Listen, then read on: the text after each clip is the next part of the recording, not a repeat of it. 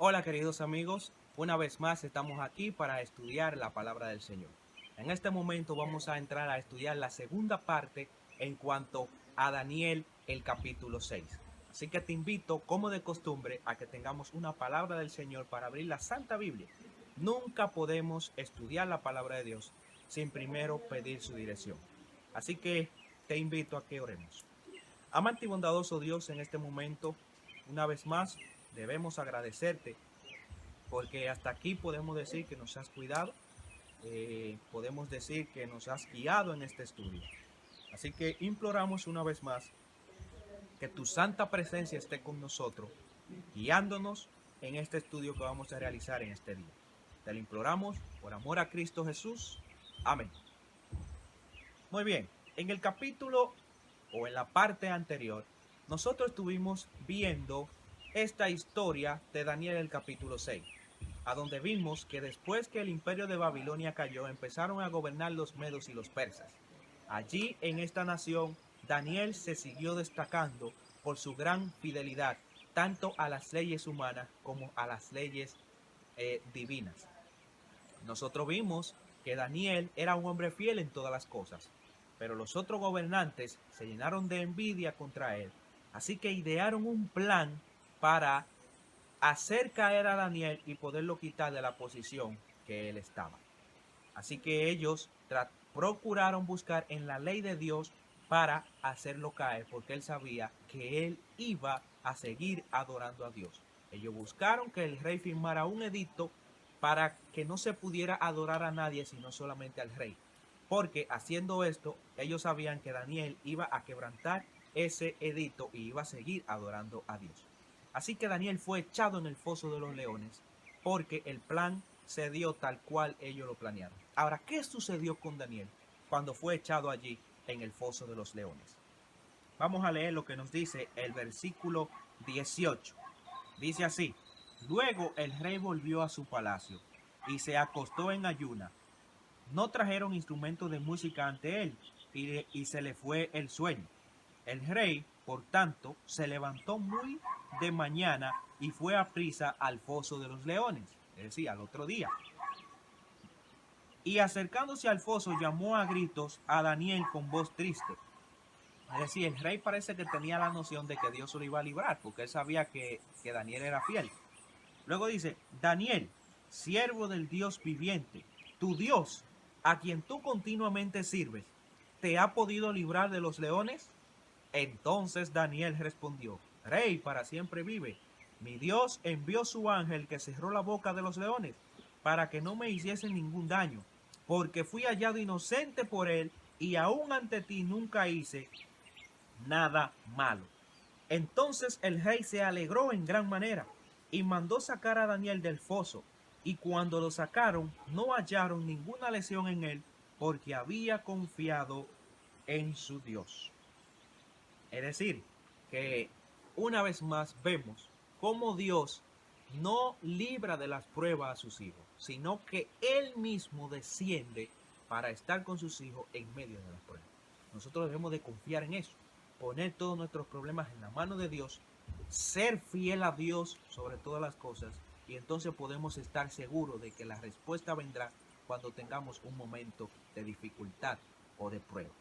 Ahora, noten algo aquí en esta historia. Vamos a leer el versículo 24 y vamos a ver que cuando hay personas que procuran tu mal y tú le sirves a Dios fielmente, el mal se le devuelve a esas personas. ¿Qué sucedió con estos gobernantes que hicieron este plan malévolo en contra de Daniel? Versículo 24 dice: y por orden del rey fueron traídos los que habían acusado a Daniel y fueron echados en el foso de los leones, ellos, sus hijos y sus esposas. Y aún antes de llegar al suelo del foso, los leones se apoderaron de ellos y quebraron sus huesos. Nota qué terrible. Estas personas no fueron echados solamente ellos en el foso de los leones, sino con todo y la familia. Es una situación bastante triste, pero cuando se procura el mal de los hijos de Dios, a veces el mal se le puede devolver a las personas. Así que muy interesante esta parte. Quiero leer los versículos 25 al 28. para que miremos cómo finalizó esta historia. Dice, entonces el rey Darío escribió a todos los pueblos, naciones y lenguas que habitan en toda la tierra. Le dijo, paz sea multiplicada. De mi parte ordeno que en todo mi reino todos teman y tiemblen ante la presencia del Dios de Daniel, porque Él es el Dios viviente y permanente por todos los siglos. Su reino no será destruido y su dominio nunca tendrá fin. Que salva y libra y hace señales y maravillas en el cielo y en la tierra. Él libró a Daniel del poder de los leones y Daniel prosperó durante el reinado de Darío y de Ciro el persa. Es decir, que mientras Daniel estuvo vivo, en medio de este imperio fue prosperado por Dios. Así que, ¿qué nos enseña esta historia de Daniel, el capítulo 6? Número 1, nos enseña que nosotros debemos de obedecer a Dios antes que a los hombres. Número 2, nos enseña que la obediencia es premiada por Dios. Cuando nosotros obedecemos a Dios, nosotros estaremos entonces con la llave para abrir las ventanas de las bendiciones del cielo. Ahora, nuestra obediencia siempre debe de ser por amor a Dios. Nunca debemos de obedecer tratando de obtener un beneficio, sino que debemos obedecer a Dios porque le amamos, porque no queremos ofenderle en nada de lo que nosotros hacemos. Esta historia de Daniel el capítulo 6 se va a repetir en nuestros días, porque en Apocalipsis el capítulo 13 nos dice que se va a dar un edicto en este tiempo que estamos viviendo, a donde se nos va a prohibir comprar y vender, a menos que adoremos la imagen de la bestia, que en estudios anteriores hemos visto que es un poder político religioso.